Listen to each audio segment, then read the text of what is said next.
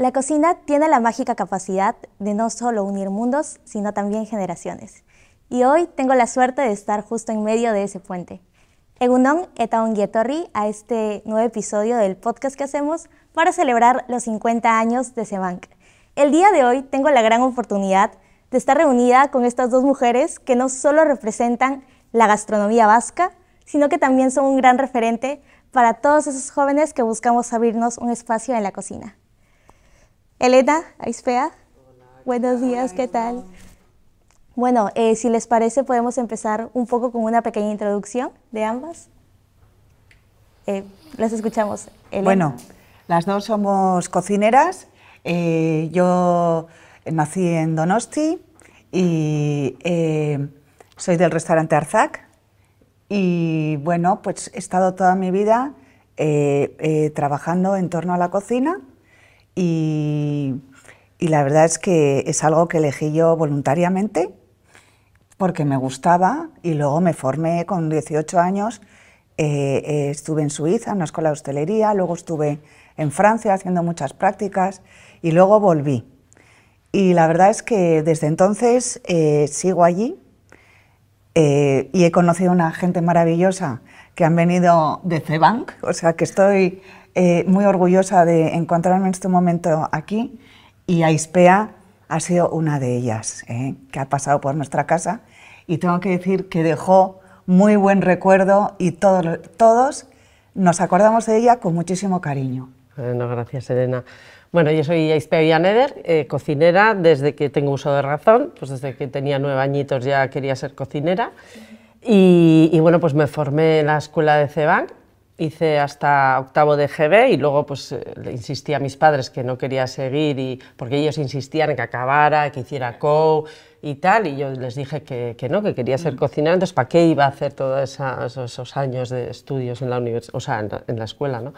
Y estuve en Cebanc y luego desde Cebanc pues me dieron la oportunidad de hacer diferentes prácticas, y cuando acabé ya el grado superior de Cebanc ya decidí pues dedicarle 2 o 3 años de mi vida a seguir aprendiendo, formándome en diferentes restaurantes de España. Pero eso a motus propio y tal. Y eso es lo que hice. Y luego ya creé junto a Xavier Díez nuestro propio proyecto, que luego tuvo una variante. Entonces, bueno, pues esa ha sido así a pequeño resumido, pues mi vida como cocinera. Bueno, escucharlas me hace recordar que cada uno tiene una experiencia totalmente diferente en este mundo. Pero también es cierto que todos tenemos como ese momento clave en el que algo hace clic y desde entonces es como que nuestra vida toma un rumbo diferente. ¿Ustedes recuerdan cuál fue ese momento en específico que las conectó con la cocina? Porque a veces siento que no sé si uno elige a la cocina o la cocina lo elige a uno. Sí. Entonces, ¿cómo fue para ustedes? En mi caso fue las dos cosas, ¿no?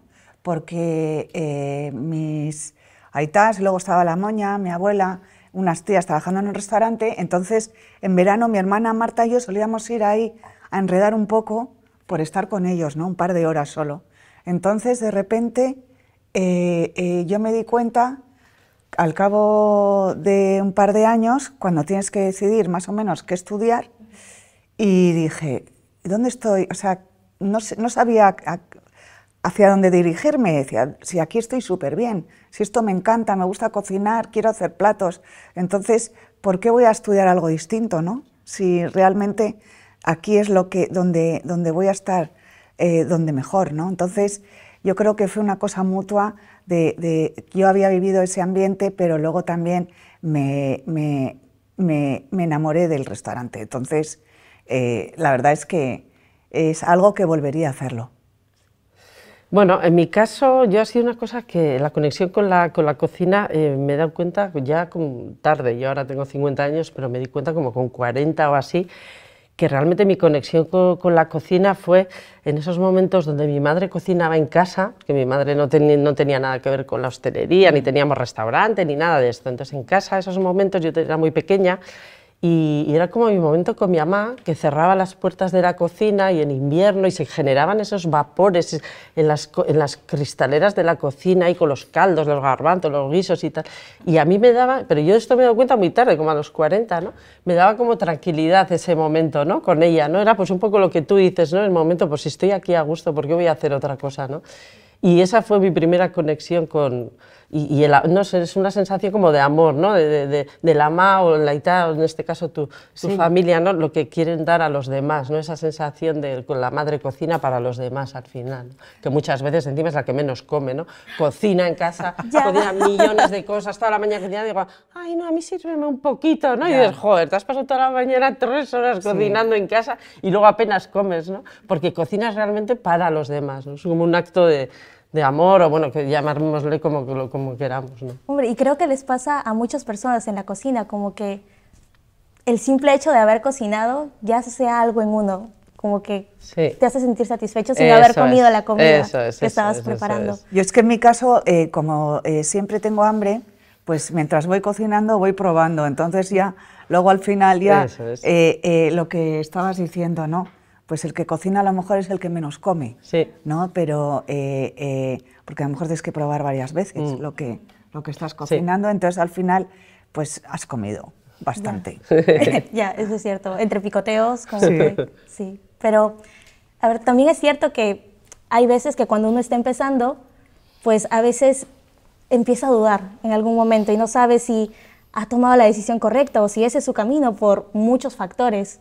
Entonces, ¿cómo fue para ustedes al inicio? Es como cuando apenas estaban empezando en el mundo de la cocina, ¿se sentían muy seguras o qué les hubiera gustado saber que saben ahora? A ver, sí que es verdad que en mi caso no es un ejemplo de lo que le pasa hoy en día ni antes a la gente joven, o sea, al revés. Es rarísimo que un chaval de 16 años, 17 años sepa lo que quiere ser en su vida. O sea, bueno, es que es muy extraño, de hecho tienen que tener esa libertad de equivocarse, de decir, bueno, quiero esto, pues no, pues luego igual te das cuenta que no y tal. Entonces eso hay que tenerlo claro y no meter, en mi opinión, esa presión añadida a los jóvenes, ¿no? Pero bueno, en mi caso, como lo tenía tan claro, es que no te puedo decir mucho, yo quería ser cocinera. Entonces, por ejemplo, siempre lo cuento, Elena ya lo sabrá, porque lo he contado 800.000 veces, que cuando hice la comunión, se creaba una cuentita ¿no? en el banco tal para que te metieran el dinerito, para que fueras ahorrando y demás, y en mi caso lo que tenía claro es que quería tener mi propio restaurante, entonces imagínate, ¿no?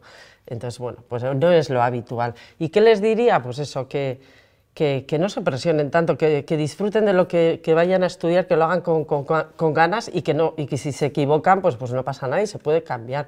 Yo tengo amigas de la cuadrilla que han estudiado carreras con 35, 40 años ya con hijos y demás y han estudiado carreras de magisterio, psicología, entonces yo pongo siempre esos ejemplos a los jóvenes para que no tengan esa presión de estudiar y que lo que hagan, lo hagan siempre con... ¿No te parece? Sí, además es muy importante tener la libertad de poderte equivocar y poder cambiar, ¿no? Porque en mi caso también, en mi casa me decían, ¿estás segura? Y tal, porque una cosa es como vienes tú aquí 3 horas y a pasarlo muy bien, y otra cosa es luego dedicarte en cuerpo y alma, ¿no?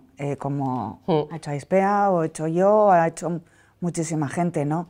Entonces, cuando tienes esa libertad de poderte cambiar, pues estás mucho más tranquilo, ¿no? En mi caso, yo, por ejemplo, claro, también sí me daba al principio un poco de vértigo, porque Aita ya era muy famoso, entonces, claro, decía, ya me iban a comparar, etcétera, pero bueno, luego con el tiempo lo vas superando, ¿no? Pero luego también he tenido la suerte de estar con gente maravillosa a mi alrededor, ¿no? Que también me han ayudado mucho, gente de nuestro equipo, entonces eso también me dio muchísima confianza. Y gente muy maja como ella, que venían de prácticas, que eso también, con esa energía que tiene, pues eso decías, oye, yo no sé dónde has sacado esa energía, pero decías, oye... qué bien, ¿no? Encontrar a ya gente me he calmado, así. Ya me he calmado, Antolina, sí, con vosotros. Sí, maravillosa gente, en la vida de esas personas, esas mujeres, luego, Pello, Antolina, luego también Igor, nuestra jefa de cocina, Cintia, que también ha estado en CEBANC, o sea, la lista no coincidí yo con interminable, o sea, que vuelvo a decir que que también, ¿no? El ver a gente así, pues también te da muchas ganas de seguir, ¿no? Y decir, gente joven que lo tiene claro. Entonces, eso te da mucha fuerza. A mí me decía Antolina, tú eres una salsera, me decía, yo no sé qué edad tendría, 20 años, salsera, que eres una salsera. Uy, qué gracia, amigo. La cocinera impresionante. Ay, qué gracioso. Nos ha enseñado mucho a todos. Y... Bueno, que ya, sí. que ya. Lo que dicen resuena mucho conmigo, específicamente porque yo antes de inclinarme más por la cocina estudiaba Derecho. Ah, mira. Entonces, claro, la percepción de mis padres respecto a ese cambio de carrera fue brutal. Sí. Y pues aún tengo esta sensación como, perdonen, aún tengo esta sensación de seguir buscando un poco ese espacio, como tratando de demostrar que puedo desarrollar un poco en la cocina. Y es que a veces también es difícil mantener, pues representar a algo, representar una tradición culinaria tan grande como pues lo tiene la comida vasca, o tratar de seguir haciendo honor a algo que ya existe, pero dejando esa pequeña huella tuya, como ese toque personal.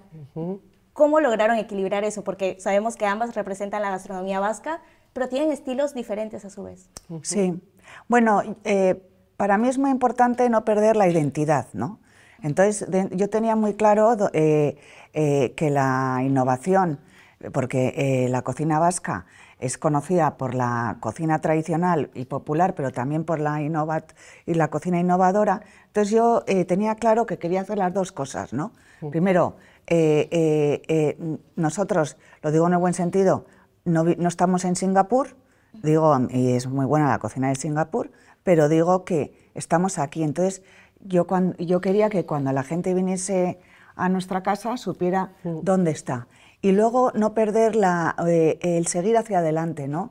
Con tu propio sello, como dices tú. Entonces ahí yo he mezclado, por ejemplo, la innovación y la tradición, ¿no? Pero luego lo bonito también y lo interesante es que cada uno tiene su sello personal, ¿no? O sea, nosotras tres seguro que cocinamos de una manera muy distinta, pero seguro que las tres opciones están muy bien, ¿no? Entonces, claro, y eso para mí es el futuro de la cocina, ¿no? Lo que dices tú, una identidad, tu propia personalidad, porque si no, cocinaríamos todos igual, sí. ¿no?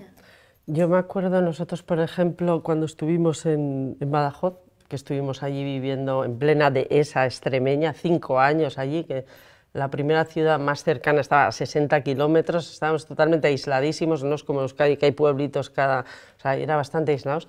Y claro, éramos dos vascos jóvenes, imagínate, 21, 22, yo 22 años tenía. Y allí, ¿no? Y nos plantamos allí, bueno, cocinar, sois vascos, ya sabréis cocinar, ¿no? Vosotros, ¿no? Y nosotros decíamos, no, pero aquí nosotros Donostiarras no vamos a hacer merluza en salsa verde. O sea, yo no me iría a Badajoz a comerme una merluza en salsa verde, aunque sea la mejor merluza que hayas conseguido. Entonces, al final, allí sí que es verdad que aprendimos a, bueno, ¿qué tenemos? Este huerto, y fíjate si han pasado años, estamos hablando del 97, 90, es que 98, siglo pasado. Tú igual ni habías nacido. ¿Qué año has nacido tú? 2002. ¿Te estoy diciendo? Te estoy diciendo.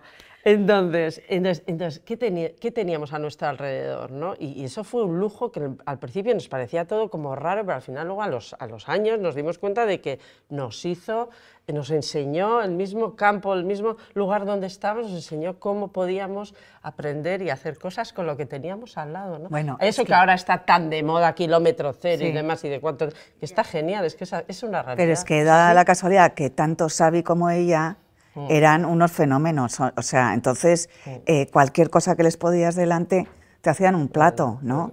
Daba igual que fuesen, digo en buen sentido, a Extremadura o que fuesen al Polo Norte. Bueno. Ibais a hacer algo seguro.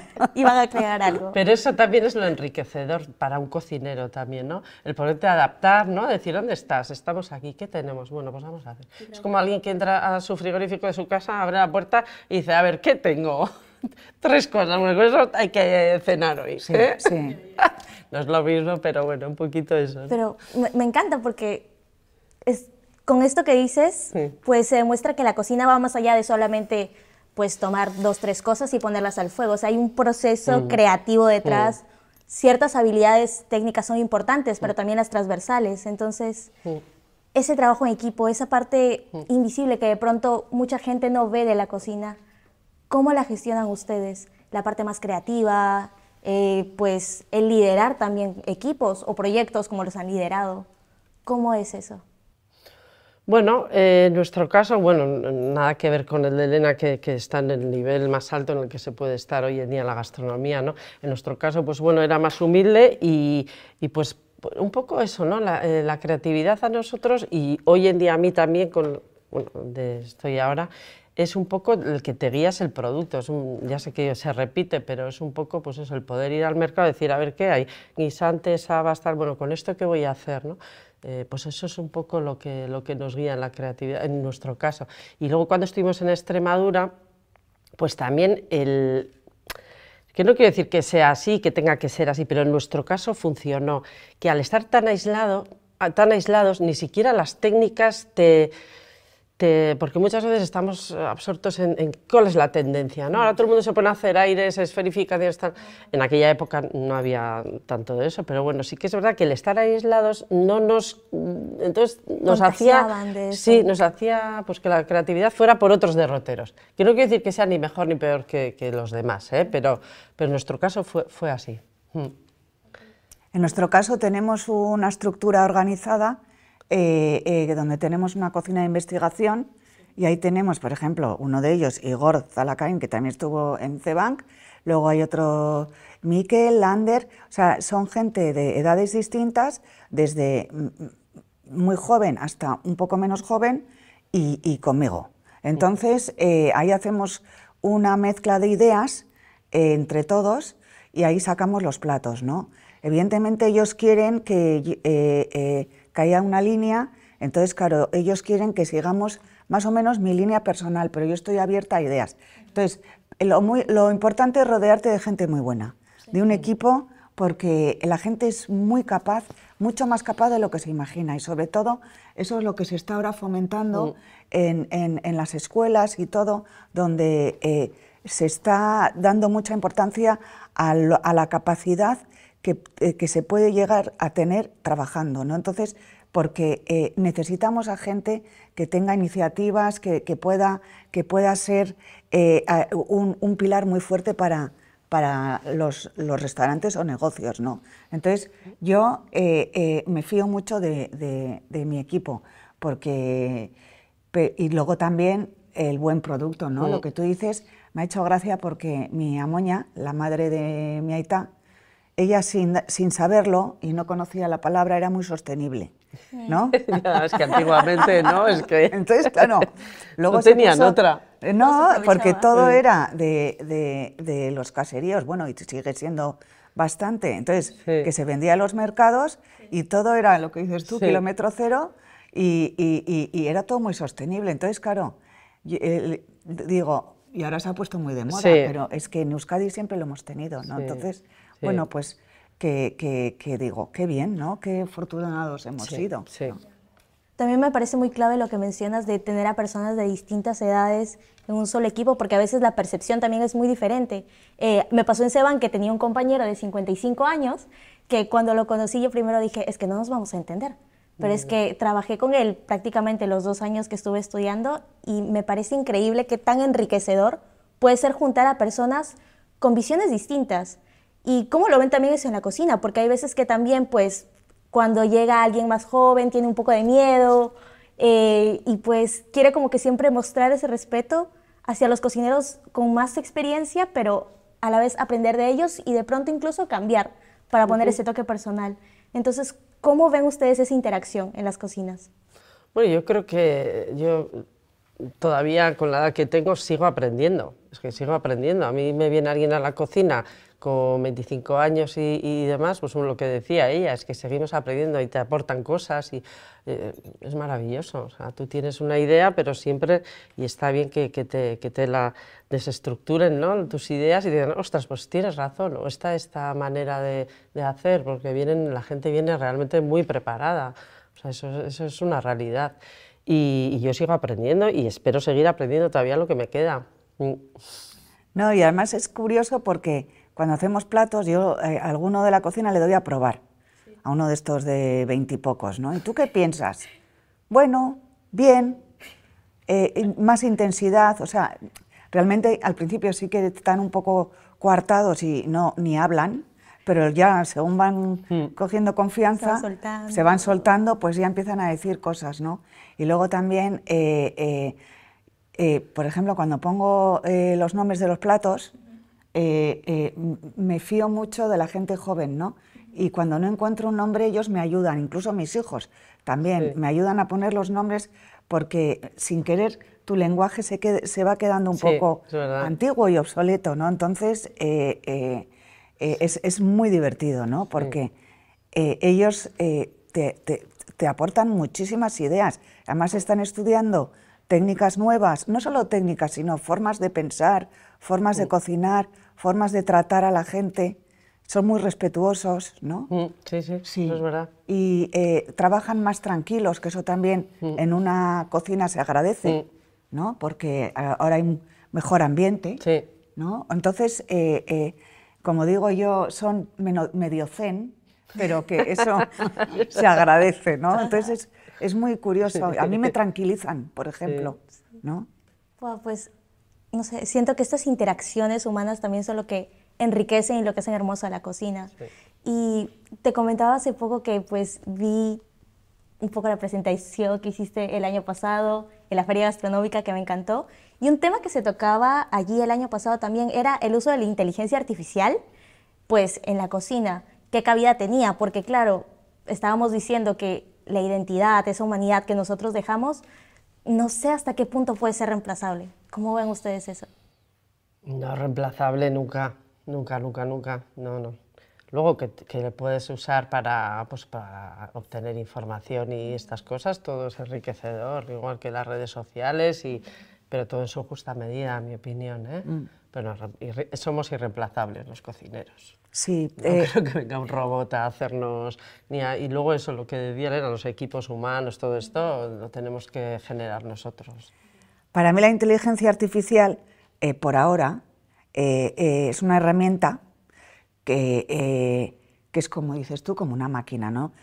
Para mí está muy bien en el tema estético, pues te forma unas formas muy interesantes, que son otras formas de emplatar, ¿no? Pues te puede dar, tú metes 5 ingredientes y entonces te puede dar como 4 distintas formas o más de emplatado, ¿no?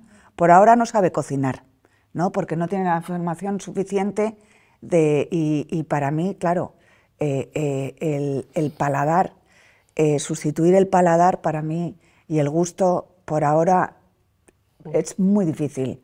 Entonces, por suerte, todavía los cocineros somos necesarios, ¿no? Digo, te puede ayudar, pero es irreemplazable. O sea, igual que una máquina, un robot, una máquina, te puede ayudar a ir más rápido, pero claro, el que introduce el alimento en las máquinas tiene que saber cocinar y tiene que diferenciar el gusto, ¿no? Pero yo pienso que todo ayuda, ¿no? Y sobre todo, yo vuelvo a decir que a mí lo de las formas me tiene fascinada, pero claro, no solo se come con la vista, también se come con el gusto. Sí. Wow. Me parece increíble, pero siguiendo un poco con este tema del desarrollar recetas y así, ¿alguna vez les ha pasado que iniciaban con un concepto y que luego terminaron con uno totalmente diferente? Tipo, el progreso que suele haber en una sola receta para poder llegar a ese punto final en el que dicen, esto me gusta, y que además yo creo que nunca sale de la misma manera 2 veces. Aunque lo cocine la misma persona, siempre hay como algo mágico que sucede cuando cocinamos algo, que decimos, pues esta vez igual yo lo voy a servir de esta manera, o así. A ver, no sé si te voy a responder, porque es una pregunta compleja, pero a mí me pasó una vez, solo me ha pasado una vez en la vida, que fue soñar un plato, soñarlo una vez solo, ¿eh? Y decir, ostras, esto hay que hacerlo. Fue a fresco a la plancha, con borrajas, tal. Cuando estábamos en Navarra, en Puente de la Reina, que estuvimos 2 años también cocinando allí. Y fue soñarlo y hacerlo, y encantó, con un caldito, un jugo, tal. O sea, increíble, hace, no sé, estoy hablando, hace, yo creo que mi hija no había ni nacido, 18 años, bueno, muchos años, que soy muy mayor.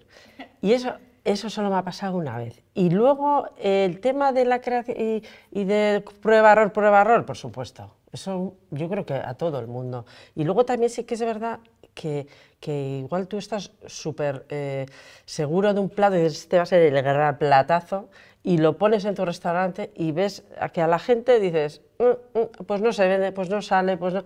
Y al final te tienes que adaptar también a, bueno, en nuestro caso, ¿no? Te tienes que adaptar un poquito, oye, pues a la gente esto que a ti te hacía tanta ilusión no le gusta, ¿no? O como plato, como concepto de restaurante, como entonces uno mismo también tiene que irse amoldando a cambiar, ¿no? Cosas que igual a ti te parecían maravillosas y que igual no cuajan. En nuestro caso, por ejemplo, nos dimos cuenta que antes no se apuntaban las cosas, ¿no? Entonces ibas haciendo, sacabas una foto del plato y luego a lo mejor no te gustaba el plato entero, pero sí te gustaba una guarnición o una salsa y perdíamos información hasta que decidimos archivarlo, ¿no? Entonces, en ese caso, para otro siguiente plato podías utilizar la salsa, etcétera. Pero luego a mí también, yo he hecho pruebas, yo convencidísima, voy a hacer una sopa de bacalao, horrible. O sea, me salió horrible, no hubo manera de mejorarla, o sea, imposible. No sé, algo me pasa con el bacalao y me encanta, ¿eh? O sea, digo que no sea en trozo. Entonces, eso por un lado, pero horroroso. Y luego dije, ay, voy a hacer un helado de aguacate con frambuesas, ¿no? Entonces, el aguacate con las frambuesas, diciendo, bueno, pues el aguacate que es graso, no la frambuesa que es fresca, un poco ácida y tal, duro como una piedra, no había manera de que saliera bien. Al final decidimos quitarle la frambuesa y salió maravilloso. Muchas veces también ese efecto sorpresa y no sabes por qué, claro, tendrías que estudiarlo con gente, con químicos, etcétera, con físicos, que también lo hemos hecho, pero digo que hay veces que no sabes por qué, te sale de una manera y de la otra no, ¿no? Y luego es muy curioso porque hay platos que lo que tú dices, que los metes en la carta pensando, no lo van a entender y lo entienden todos, ¿no? Ahora, por ejemplo, tenemos una croqueta de una sopa de ajo, y piensas, bueno, pues esto no lo va a gustar. Pues todavía no encontraba a nadie que no le haya gustado.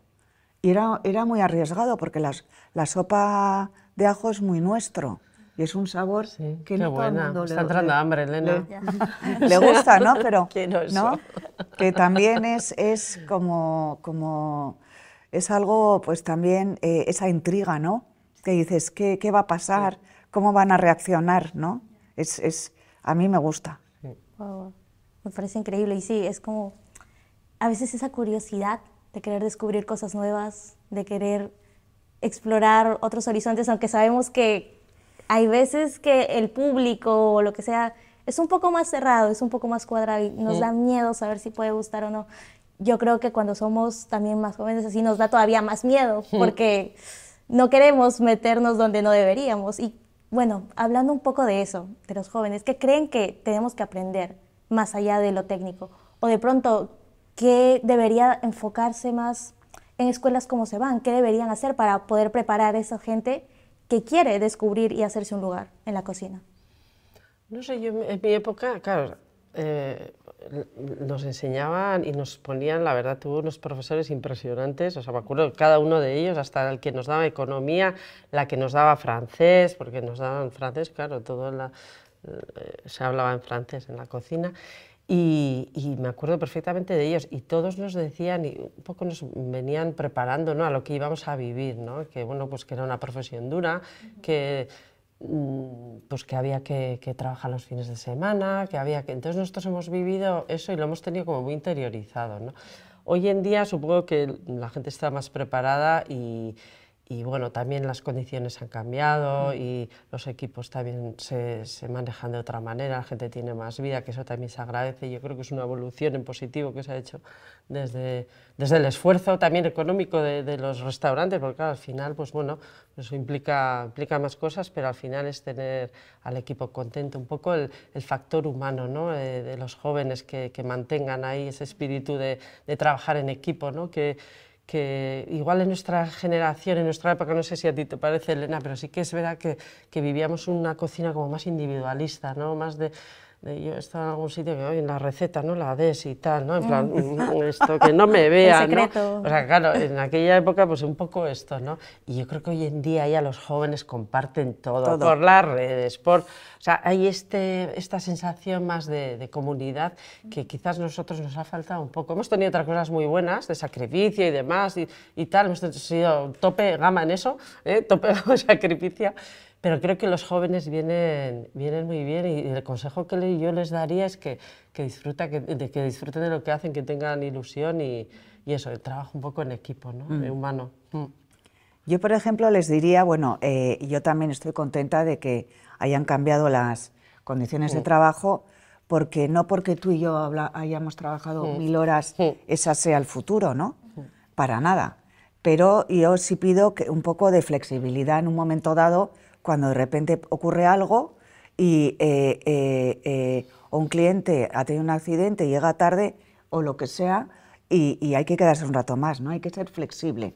Yo les pido flexibilidad, pero que se viva mejor. Yo estoy muy contenta porque si no, nadie se va a dedicar a la hostelería y esto no puede ser un sufrimiento, ¿no? Eso es. Y sí, a mí me gusta porque ahora en las escuelas están dando mucha cocina básica, ¿no? Y a la vez lo mezclan con técnicas actuales, ¿no?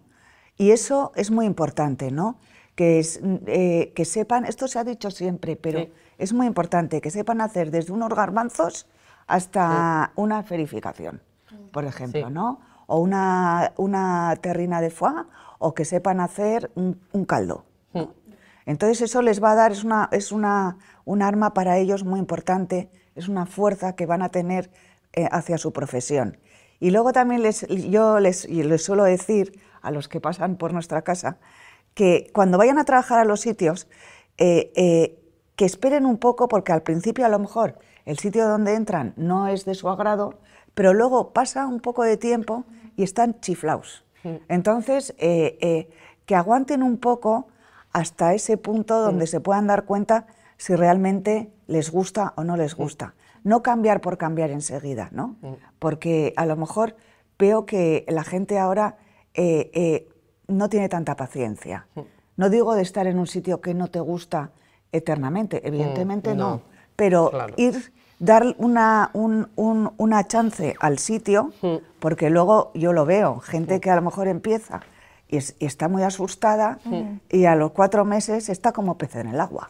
O sea, está súper bien adaptada a la persona, encantada y a lo mejor ha encontrado su sitio, ¿no? Sí, y además yo creo que en la cocina, bueno, restaurantes como los vuestros, ¿no? Que muchas veces la mirada de los jóvenes no tiene que ir tan unida a quiero hacer este plato, quiero estar en el pase, o sea, tienen que levantar la mirada y decir, ostras, ¿cómo se organiza este restaurante? Sí. ¿No? ¿Quién está detrás del albarán? ¿Quién está detrás del que lleva las cuentas? ¿Quién organiza la sala? Un poco que levanten la mirada y que miren que cocinar, que está muy bien ver los platos, impresionante, pero que observen un poquito más la organización de cada casa. Es totalmente diferente. Yo en todas las casas que he estado, realmente con lo que menos me he quedado, de verdad os lo digo sinceramente, así con las recetas. O sea, te puedo decir de lo que cocinamos donde Elena y tal, pero no me las he quedado en plan, que esto ya quiero hacer esto, nunca. O sea, ha sido más el concepto, ¿no? Tu mamá también cómo estaba ahí organizando, Maite, todo el equipo, toda la oficina, todo. O sea, observar eso, ¿no? Cómo trabajaban. A mí eso me parece, es un consejo que les daría a los chavales, que levantaran la mirada y observaran más allá de las recetas, ¿no? Es un poquito que les va a valer en un futuro, aunque en el momento no se den cuenta. Luego a largo plazo dirán, ostras, pues mira, aquí hacían las cosas así, pues voy a tirar por aquí, ¿no? Un poco eso, ¿no? Claro, luego también te sientes un poco responsable porque es una gente que ha estado aprendiendo contigo y quieres que luego les vaya bien, ¿no? ¿No? Y porque yo también, ¿y ahora qué vas a hacer? ¿Y dónde vas? Y claro, han creído en nosotros y también te preocupas por ellos, ¿no? Porque dices, yo quiero que encuentres un sitio donde seas feliz y te guste lo que haces, ¿no? Y luego lo que estabas diciendo de los secretos, nosotros nunca hemos tenido secretos en Arzac, dábamos todas las recetas, es que eso ocurría. Sí, sí, pero era de los pocos, ¿eh? Yo también te digo que era de los pocos, ¿eh?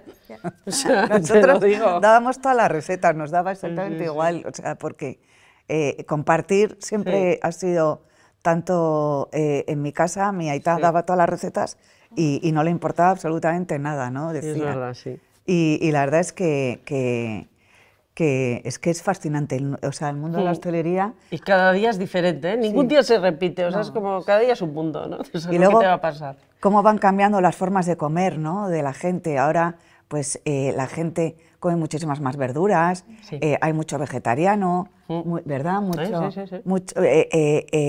¿no? De cómo van cambiando las costumbres, ¿no? Y para eso también tienes que fijarte en los jóvenes, a ver qué comen. Y al final en un mundo tan globalizado, pues con tantos cambios, a veces también como seguir la corriente puede costar un poquito. ¿Cómo lo ven ustedes? Más que nada en el tema de la cocina tradicional. Ahora que cada vez pues existen más fusiones, que si ya es vasco, medio chino-japonés, colombiano, pero es como una mezcla de todo. ¿Cómo creen que podemos hacer para conservar esa esencia todavía de la cocina tradicional?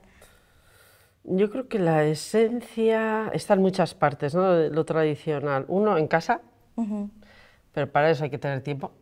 Entonces, claro, es que tendríamos que hacer otro podcast de estos, porque claro, si nos metemos en ese mundo, o sea, ya es... Porque la globalización ha tenido cosas buenas, pero otras no tan buenas, y bueno, vivimos muy rápido y poco tiempo. Entonces, la casa es importante, el sentarte con la familia en la mesa, compartir, eso es importante, que cocine la ma, el aitá o quien sea y poderlo compartir. Esas cosas no se pueden perder, y luego pues la gente, los nekazaris, la gente que nos provee de todo este tipo de alimentos y demás, pues bueno, ¿no? Hay que darle valor a todas esas personas y que la gente joven que se encuentre un bote de miel en un supermercado, pero que sepa de dónde viene eso, ¿no? Como una simple lechuga que te puede costar €1, una lechuga de Zubieta, pero que la gente joven sepa qué trabajo hay detrás de esa lechuga, ¿no? Esas cosas son vitales. Es complicado con la globalización, porque tú entras, vas a un supermercado, ves lechugas en plástico, un montón de... Claro, ¿cómo cambias ese mundo? O sea, de lo que vivía tu amona, mis amonas y tal, ahora, que no son tantos años, son muy pocos, nos hemos cargado muchas cosas. Entonces, volver atrás, siento ser un poco negativa, va a costar, pero hay esperanza. Pero sobre todo eso, ¿no? Decir, bueno, pues qué hay detrás de un simple producto a simple vista, ¿no? Esto lo tenemos que saber tanto jóvenes como mayores, ¿no? Yo creo que también la memoria gustativa, pues la gente de sus aitas, algunos, ¿no? O de los aitonas, han comido comida tradicional, lentejas, porrusalda, etc. Oh, qué buena, me y encanta. Eso se acuerdan. ¿Croqueta de porrusalda? ¿Eh? ¿Croqueta de porrusalda? No sé, habrá que... Oye, pues voy a hacer, ¿eh? Oye, venga, dale, llámame. Entonces digo, ellos por un lado sí quieren seguir comiendo eso, pero claro, ahora la gente, como dices tú, no tiene tiempo para cocinar. Y luego es curioso porque antiguamente en Donosti nadie comía sushi. Y ahora se come sushi en todas partes del mundo, ¿no? Hasta yo he hecho sushi en casa, pero claro, yo lo que he hecho ha sido sushi con bonito, con mendresca. O sea, con Nosotros hicimos uno sushi gil, la hicimos en pandemia, que triunfó, muy bueno, muy ¿no? platazo, sí. Entonces, con almejas, ¿no? Entonces, entonces, lo que haces es llevarlo a tu terreno, ¿no? Que seguramente el que está haciendo sushi en Colombia lo va a hacer de una manera muy distinta. Entonces, pero yo creo que luego está la globalización de los productos que has dicho, que hay en todas partes. Bueno, hace falta muchísima comida, entonces también hay que tener un presupuesto, no todo el mundo puede comprar lo más caro. Entonces, yo creo que dentro de la alimentación hay que tener posibilidades para que todo el mundo se pueda alimentar, ¿no? Pero estamos muy mal acostumbrados, entonces aquí en Euskadi queremos lo mejor, ¿no? Entonces, digo, mal acostumbrados en plan bien. Sí, Entonces, sí, claro, sí que notas, ¿no? Cuando comes una lechuga u otra lechuga, pero no todo el mundo se puede comprar la lechuga de €1. Sí, pero que nos damos cuenta que hoy en día comer sano y kilómetro cero y tal te sale bastante más caro que comer cualquier cosa. Ya, o sea, ya. ¿Qué Pero luego te hacemos? ¿Qué sientes hacemos? mejor. Hombre, por supuestísimo. Y que de vez en cuando te pegues un caprichito, de vez en cuando, pues eso también te hace ver, ¿no?, que las cosas siguen teniendo sabor, pero vuelvo a decir que si puedes, ¿no? O sea, Claro, te puedes permitir. Sí, pero digo que a mí, por ejemplo, pues me gusta el ceviche. Entonces yo hago ceviche. Tú lo prepararás muy bien, Por eso seguro. soy peruana. Aquí, ¿ves? Es que falta el Yo hago ceviche, las ceviche croquetas. con Ya, todos ya, los ya. pescados que puedo encontrar en el restaurante y bueno. me llevo a casa, ¿no? Entonces, ¡Guau, qué ilusión! mi ceviche es un ceviche estilo Elena. Sí. Claro. Bueno. Y bueno, cerrando un poco con esta conversación que hemos tenido, que me parece súper enriquecedora, ¿qué podrían decirme así como algo clave que les haya hecho como que cambiar el rumbo, algo que las haya marcado y decir, desde este momento mi cocina va a ser de tal o cual manera, como algo muy personal, que como que a nivel interior realmente haya resonado con ustedes? A mí me gusta mucho escuchar a los clientes, ¿no? Y sobre todo tener su opinión.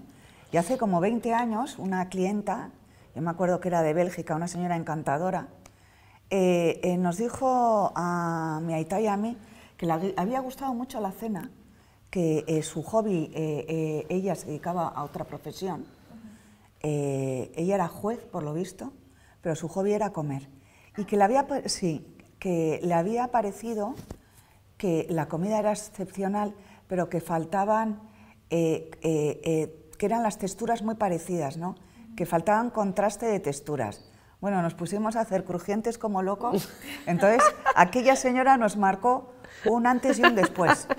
Y la verdad, nos dimos cuenta porque era todo como demasiado blando, ¿no?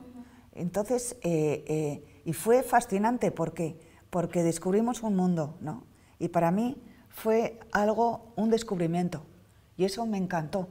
Y no me acuerdo ni cómo se llama aquella señora, pero lo explicó tan bien que Marcó con un antes y eso, un después. sí, un antes y un después. Ahora en Arzac hay un montón de crujientes.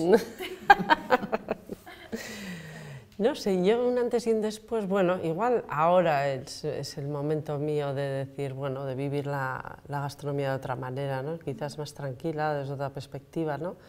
Con todos los cambios que hemos hecho en nuestras vidas y tal.